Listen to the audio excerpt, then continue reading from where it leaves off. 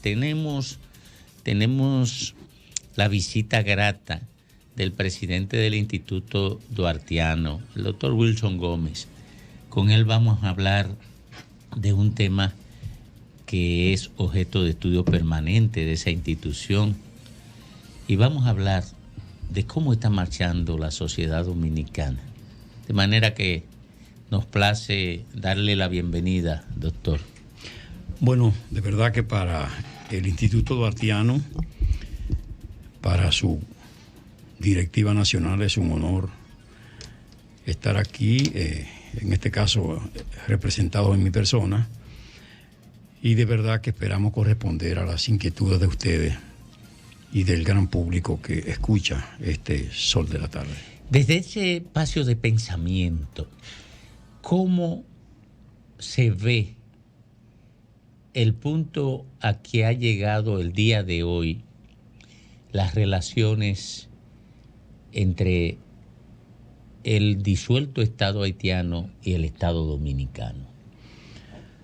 Bueno, lo cierto es que nosotros, particularmente como duartianos, contrario a lo que mucha gente sugiere respecto del Instituto Duartiano, siguiendo ese pensamiento y la línea de Duarte, de que él se proclamó como un admirador del pueblo haitiano, todas las veces que le vio luchar con denuedo por su libertad, por su soberanía, por su independencia.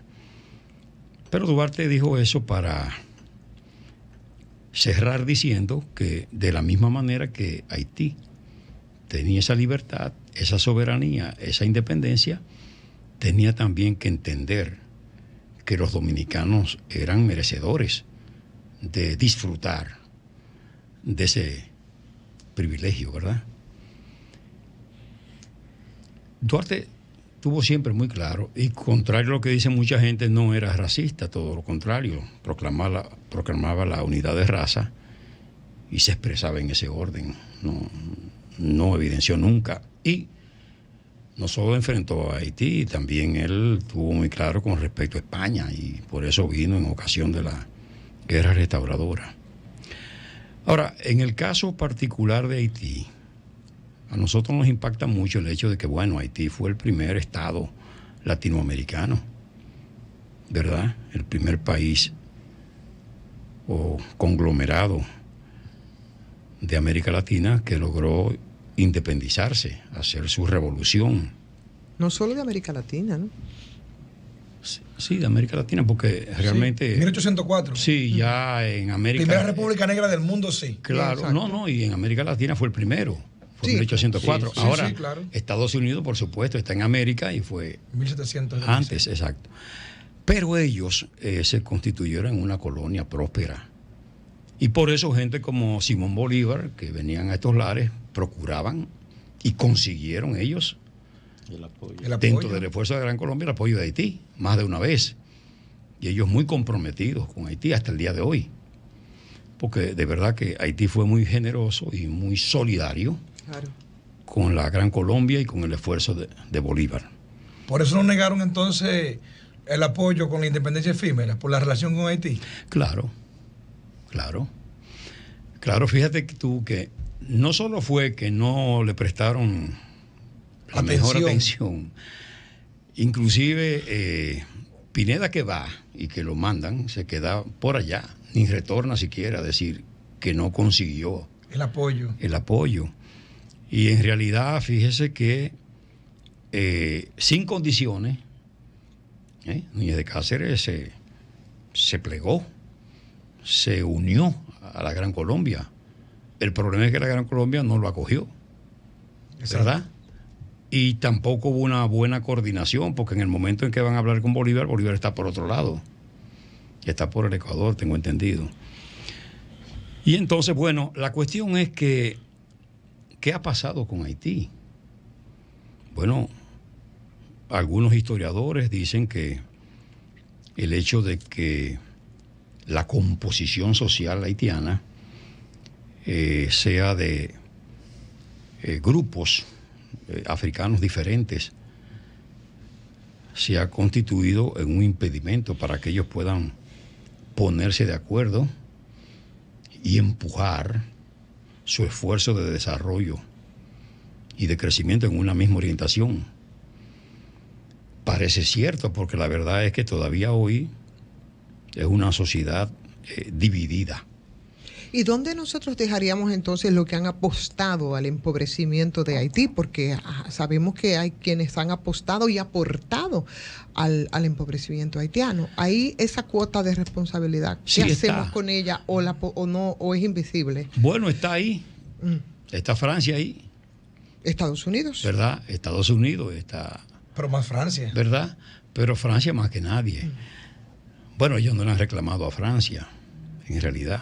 Inclusive nosotros tuvimos que asumir responsabilidad que no teníamos. Y ayudamos a pagar esa deuda. Para la deuda. Bueno, una pregunta en esa misma tesitura.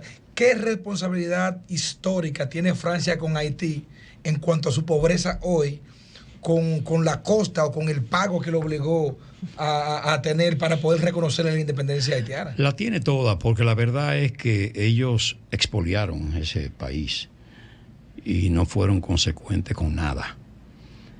Desde entonces, Haití vivió una situación muy difícil y ellos también, porque ellos tienen que ser y entender que están llamados a constituirse en los agentes fundamentales de su desarrollo, De su propio cambio. de su crecimiento. Es decir, nosotros como dominicanos, en medio de todo, que también, porque España nos dejó a nosotros a la deriva, y de ahí lo de España Boba, o sea, ellos nos miraron para acá.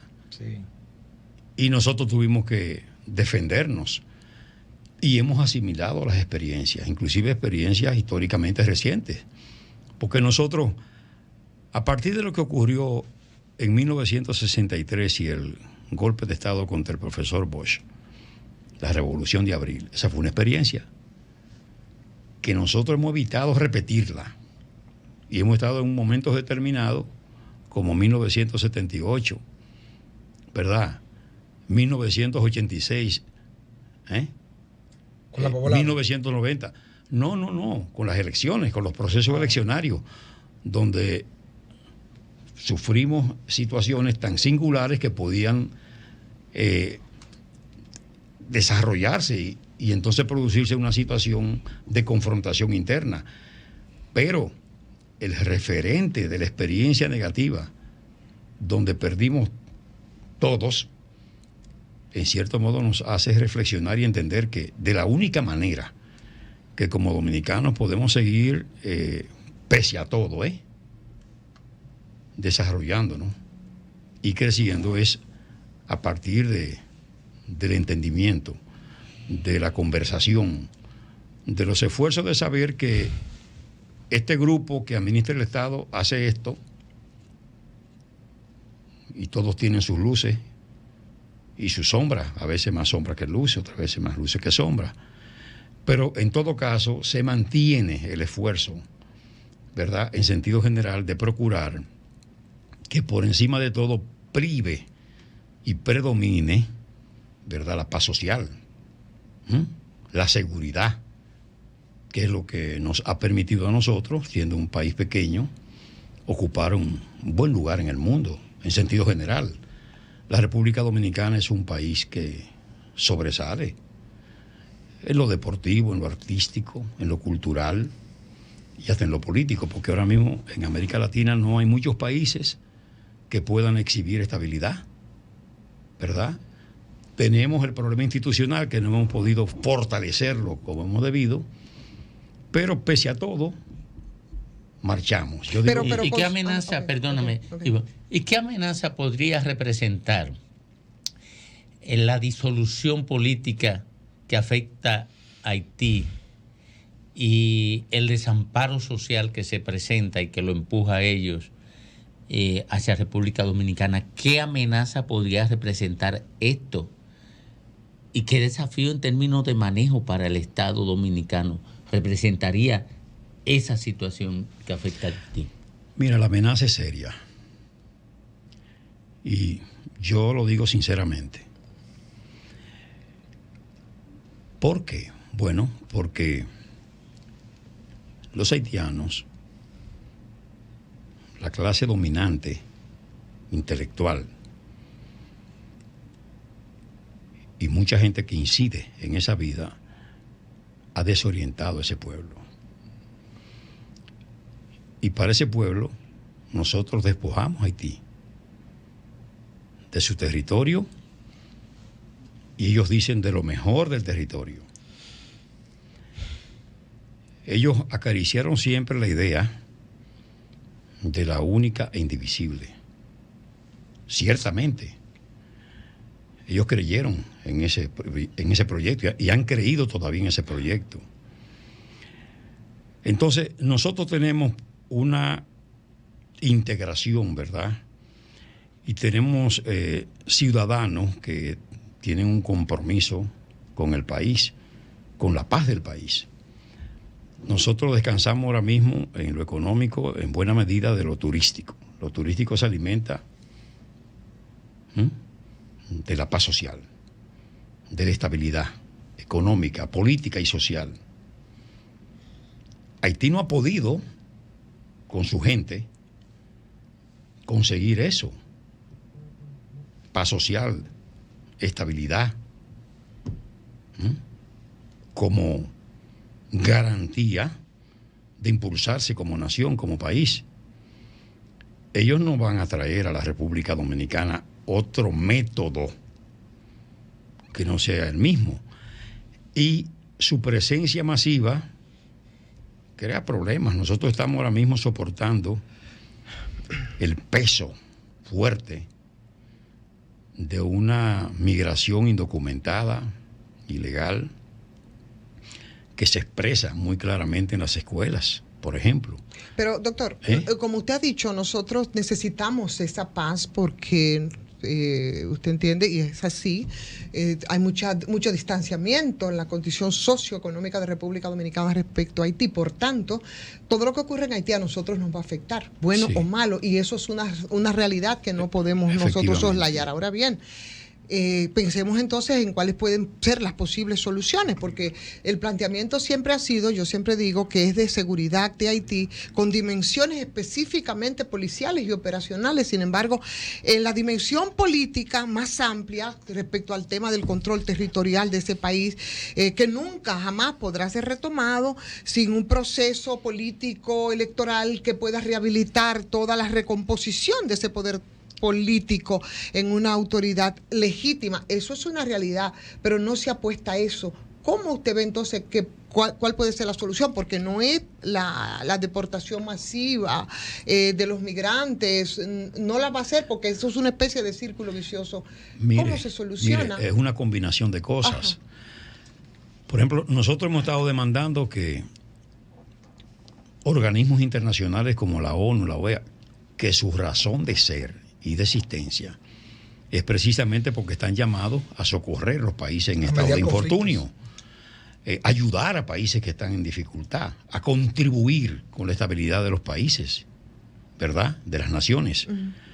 Entonces, ¿qué nosotros hemos planteado? Bueno, un acompañamiento para llevar la tranquilidad, la paz, crear las condiciones para que se pueda articular un registro civil fiable, que en consecuencia se le pueda entregar una documentación con esa misma característica. Pero hubo una intervención de esos organismos multilaterales. La ONU estuvo 13 años en Haití y de ahí salió una profundización del problema, un drama realmente humano. Entonces es evidente que no constituye una salida, que más que yo creo que un género discursivo, la intervención militar en Haití no sería tampoco una solución, y ha habido experimentos. Es que eso fue simplemente la presencia de una fuerza militar y nada más, que cuanto hizo fue, en cierto modo, aniquilar las Fuerzas Armadas haitianas.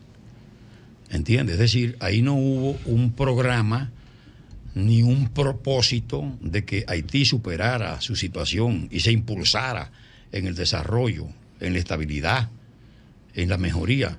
Ahí esas fuerzas estaban sencillamente observando, porque nosotros los vimos ahí. Ellos no hacían nada. Los cascos azules estaban ahí mirando, más nada. Haciendo algo más. por supuesto. Bueno, claro, esas cosas. otras cosas que se derivaron. Dramatizar más la situación haitiana. Exactamente, pero no ha habido ese programa que necesita Haití de acompañamiento, porque, señores, cuando esos organismos han querido, han intervenido y participado con los países, Wilson, de la mano con los países, Wilson, para superar situaciones. Fueron 20 años de política Wilson, y no sería a esas intervenciones. Y no sería una contradicción histórica para nosotros los dominicanos pedir intervención. No es intervención. O acompañamiento, porque al final... No es intervención, pero tú sabes que las intervenciones que hemos sufrido nosotros han sido... Justamente, por ahí va esa misma tesitura. Nosotros que hemos sufrido justamente intervenciones vestidas de acompañamiento. No, como ocupaciones militares. Bueno, pero en principio supone que eran acompañamiento o salvaguardar ciudadanos americanos o cualquiera que fuera la excusa. No, es que son tiempos distintos, ¿eh? O sea, nosotros tenemos que darnos por el cuenta. mismo instrumento. Las intervenciones hoy se dan sin militares. ¿Usted cree que nosotros no estamos narigoneados aquí? De baja intensidad, le llaman. Exacto. No estamos narigoneados aquí. Yo creo que sí. ¿Usted cree que la autoridad nacional puede hacer lo que quiera? Yo le digo que no. Pero por instrumentos económicos, no militares. Bueno, está bien, pero no se necesitan ya los militares. Ya hay otra forma sutil de intervención. Sí.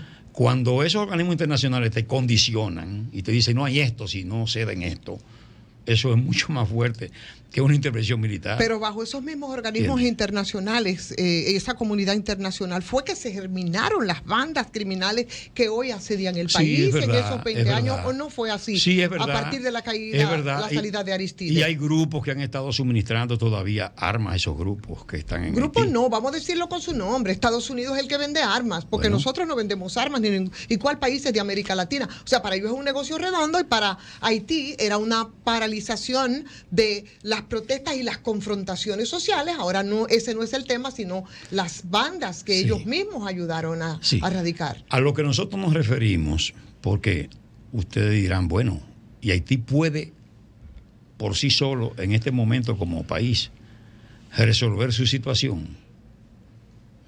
No. Haití necesita la OEA es un árbitro de recorte temporal. Bueno, con eso no se puede contar. Pero necesita de esas organizaciones que han sido creadas para esos fines, que a veces han desnaturalizado su propósito. Pero en el momento se requiere la pacificación. Y para eso es necesario que haya una manifestación de fuerza armada de las naciones en solidaridad con un pueblo y con un país que esté en una situación de dificultad extrema. ¿Entiende? Y eso es necesario porque es la única garantía para poder entonces crear condiciones y que ese país pueda hacer, por lo menos, aún en medio de precariedad, un certamen electoral que les permita a los haitianos conseguir una orientación. La gobernabilidad básica. Y ya por mi parte, ¿no? Porque la verdad que el tema nos pasaríamos una ocupación como la que se está planteando en condiciones explosivas y en la situación que se encuentra, por ejemplo, Haití. Eso no podría generar una guerra civil de características internacionales. ¿Usted no cree que eso sería un riesgo? O en el mejor de los casos, bueno, atemperar un fenómeno que definitivamente no hará que se manifieste con mayor crudeza en los años posteriores. O sea, eso no es complicado. Es tan fácil. Yo creo que es más complicado que se deje ese país a su suerte, al desgaire, y que entonces la situación se agrave y ellos se vean precisados a pasar para este lado, porque yo le voy a decir una cosa. La situación es de una gravedad tal que ellos tendrán que optar o el mar o territorio. Nosotros podríamos repeler exitosamente una presencia masiva en frontera de hombres y mujeres y niños. No hay posibilidad de controlar eso. Entonces, ¿por qué esos organismos están jugando al tiempo? Ya usted ve que se iba a reunir el Consejo de Seguridad, ya hacen un diferimiento. Realmente hay que creer la tesis de que se está apostando a la fusión. El gobierno de Juan Bosch. Pero y se está apostando a la fusión. Iván con eso. Sí, nada más. Ay, Dios, la verdad es, discúlpame, Lajara, yo sé que he monopolizado mucho, pero la verdad. pero Wilson, El tema, por ejemplo, ahora mismo de las migraciones, que nosotros lo vemos como que somos los únicos. Esto es un país que comparte una isla, pero eso es un tema que tiene que estar en la agenda del liderazgo global, porque eso se está dando a escala planetaria. ¿Qué pasa con Europa, por ejemplo, con África y con Europa? O sea, es un tema. Lo que pasa es que las dimensiones son diferentes. Sí. Nosotros tenemos un problema muy serio. Ustedes saben que el ciudadano haitiano no es un ciudadano que ve bien al país nuestro. La resistencia de esos niños, yo le digo porque como yo camino, esos muertos de hambre que cruzan para acá, que no lo ven bien, que sobreviviendo, que están. O sea, ese es el blanco. Sí, no, pero los muertos de hambre nuestros, van a otros países, que comparten esa hambre incluso en la frontera. Sí, nosotros también tenemos mucha gente con hambre y se van de aquí en las peores condiciones, pero ellos se van, se adaptan y respetan. Ajá. No son desafiantes. Yo vengo, por ejemplo, de ahí, de un liceo de San José de los Llanos, San Pedro de Macorís. 40% de los niños haitianos. ¿Cuál es el problema de los profesores? Que resisten ponerse de pie para reverenciar el himno nacional y la bandera nacional dominicana. ¿Los profesores o los estudiantes? No, los estudiantes, pero el problema es de los profesores, que ellos quieren convencerlos de que tienen que asumir una actitud diferente. Y no pueden lograrlo. Y hay una resistencia, porque los padres se encargan, y hay de ellos si llevan una efigie, un retrato, una gráfica que tenga Duarte.